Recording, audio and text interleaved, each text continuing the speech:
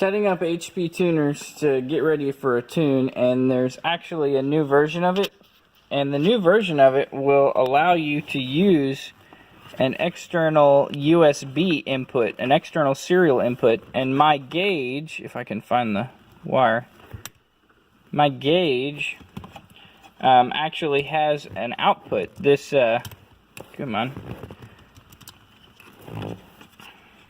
This is, I've got an Innovate Motorsports SCG1, and it has all kinds of fancy stuff, but it also has an output, a serial output, so that you can actually tune the gauge through the software, and you can data log with the gauge through the software, and I'll show you that in a second. But what it needs is and I always do this whenever I've got these kind of complicated wiring, I always put these little tags so that I can remember what everything is. But what it needs is, it needs a tach signal, and then it's got a whole bunch of other stuff, like here's the dimmer, here's the switched 12 volts and ground. This is for the solenoid controller. This is for the wideband sensor. No, that's not the wideband. What is that? Oh, this is the map sensor, and then this wire is the wideband,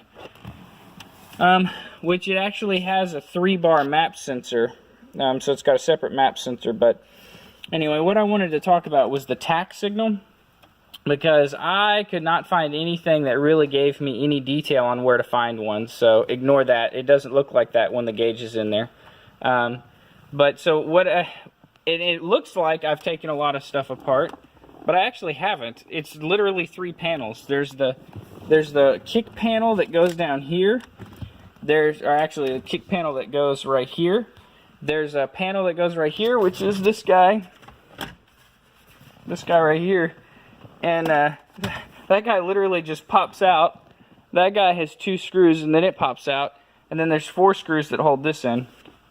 So anyway, the connector that goes into the back of the gauge cluster, this gray connector right here, there's a white wire right there.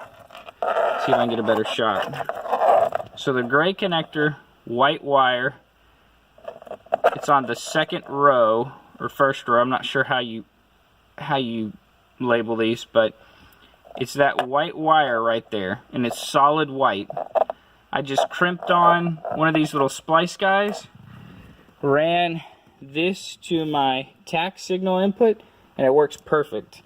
And the gray connector, I believe it plugs into this one. Let me just validate that. No, I'm sorry, the gray connector plugs in right there. So that's the one that you get the tach signal off of. There is a white wire on this, but I don't know if that's the tach signal. This connector actually goes over there to the trip and all that stuff. But that one works good, and it's really easy to get to. Probably take you 10 minutes to get to that one. Maybe 15 if you've never done this before. And 10 minutes to put it back together. So I just wanted to show people that's where you get a tach signal from inside of the car. So now I'm going to throw all this back together and show you how to use the SCG1 tuning software and how to set up HP tuners for this serial input. Just in case anybody's wondering, so there's actually a gap back there for you to, there's plenty of space in there to run these wires. It goes around this vent tube right here, and they come out right there, and then they hang out right here. So there's tons of space. You can see, if you can fiddle with it and get it around this vent, and you can actually reach in down there and get it, then you're golden. And got the gauge cluster back in there, and I've got my tacho signal wire right here, and then this is the gauge input output for data logging, and then all the other wires just kind of hang down here. I'll plug them in and hide them in a second. I almost forgot to mention, you need a little bit of sound deadening. This is just foam packing material from one of my mini eBay packages or something, and all I did was wrapped it around here, put some rubber bands and tape. The reason is because this vent right here is a hollow plastic tube, and there's 2 or 3 connectors right here that everything connects together. And what I found over the past few months is that those connectors actually rattle against that, and it makes it really loud. So if you put this sound deadening, it'll keep it from rattling on there. I kind of bundled all these wires up and just stuck them in there and then zip tied them in place. Those are the wires that go across over there. And then the ones that go through the firewall, I don't know if you can see that, I've got them right there. Those connectors, got them zip tied in place, and then they go through the firewall right there. So all the wiring's clean. And then this guy over here, these are temporary. This is just a fuel pressure gauge while I'm tuning. As soon as I get done tuning, that guy comes out. So it's literally just twist and taped. But what I really like is my tuning wire hides right there. And it's just long enough to get my laptop to it. So I can just tuck it up underneath here while I'm not tuning. So super happy about that. Really kind of cleans up the install. I gotta hide that one. That one's a different story. That one's actually the analog output for the wideband, and I have a AC switch in the engine compartment, but I don't need it anymore because I got this guy. Where did you go? That guy. So that's probably gonna come out pretty soon. Told you it would look better once you get everything put back together. Fuel pressure gauge, vacuum referenced, got my Stealth data log cable. This is the Innovate Motorsports software. So it doesn't have inches of mercury and boost, you just have boost or inches of mercury, that's it. This is correct, I have it set up. I had to put it on 4-cylinder 2 pulses and it's reading correctly. If I put it on 8-cylinder 2 pulses, it doesn't read right, so whatever. It matches the factory one. And this is for whenever the boost comes in. So I'm going to go do a quick data log and see what happens. So the Innovate has a shift light function, that's what that thing is. So if you go press and hold the left button, wastegate duty cycle, blah blah blah. That's the scale, which means that's the max. So at 5 volts from your signal, that's what the RPM would read. Here's my 2-pulse, 4-cylinder 2-pulse. That's where I'm idling right now. It actually shows you the RPM. And then here's the shift light. You can set the shift light, press and hold that. Oops, dang it, now I gotta cycle back to it. It has so many features. Here we go. So press and hold left button, starts blinking, that goes up, that goes down. Oh, what the heck? You can only go up. Well, either way. So it will cycle off here in a second. At least it should. Come on.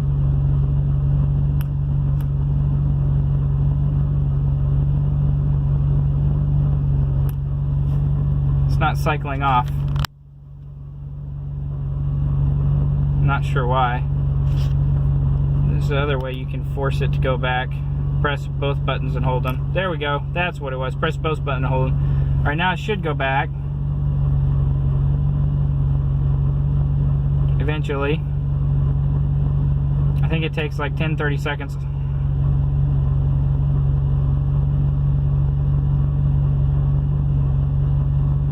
Alright, so then it restarts. And I set the shift light RPM super low because I'm just going to drive up the street from where I live so you can see the shift light kick on. See? As soon as you go above 1,000 or whatever you have it set to, it kicks on. So I've got it set to come on at like 110 or something. So kind of an idiot light, but still kind of a cool feature. So this is a quick, like, just cool little thing. Here's the LM Programmer software. You open it up and you get this shot, and I'm doing it with my camera. I'll do a better job in a second, but I just want you guys to see how the gauge acts. So whenever you click on boost controller, now whenever you go over here, it's in program mode. And if you change the set point of the shift light, that'll go off.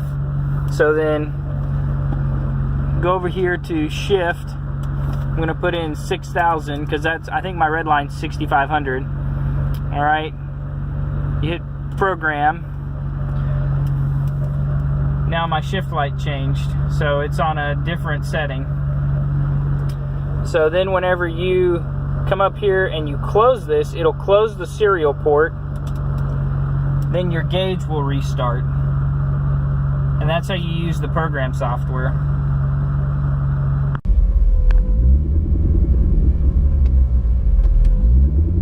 So I'm gonna go out and do just a little bit of fine tuning on my boost map. I have the boost controller set up, the new wastegates in and all that stuff, but I'm trying to figure out if my boost controller is working the way I want it to work. Am I making the boost pressure I want to make? Do I need to change my springs? I'm trying to get all that set up and figured out before I get to the tuner. That'll just make life a lot easier for both of us. So it's early on a Saturday morning. 75 degrees outside right now. Humidity is decent. This is probably the best time to street tune for several reasons. One, it's not 102 degrees outside. Two, the traffic will be really low where I live, especially on the interstate. There won't be any traffic at all. And really, I need to tune in third and fourth gear because that's where I'm going to actually build the most boost.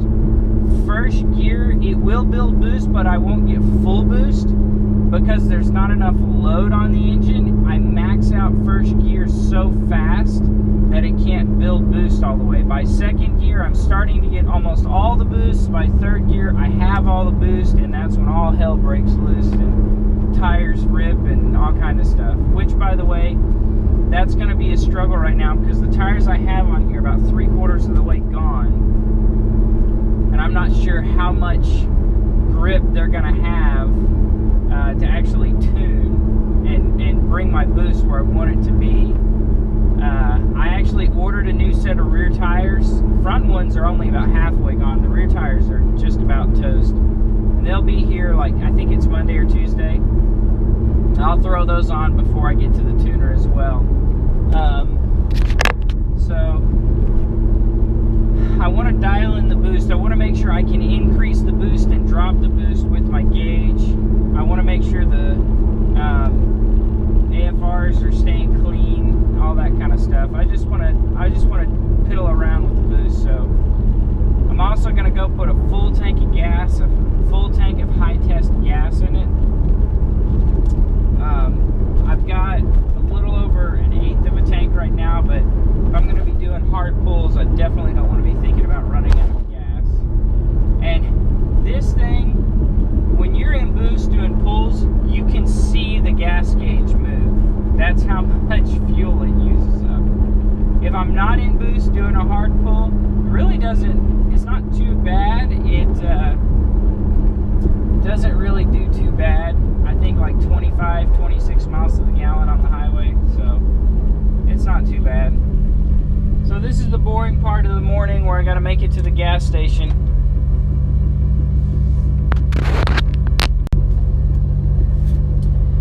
Forgot to turn the camera on, but I just did my initial highway pull, and we're at, right now I'm at 5.7 PSI. With the boost controller turned off, I'm at 4.7 psi, so it looks like the boost controller added 1 pound. So I'm doing another pulled over on the side of the road. I'm making some adjustments. I just increased the duty cycle because I want the I want to add more. I want to make sure I can dial it in over 6 psi. As soon as I can dial it in over 6 psi, it should be golden.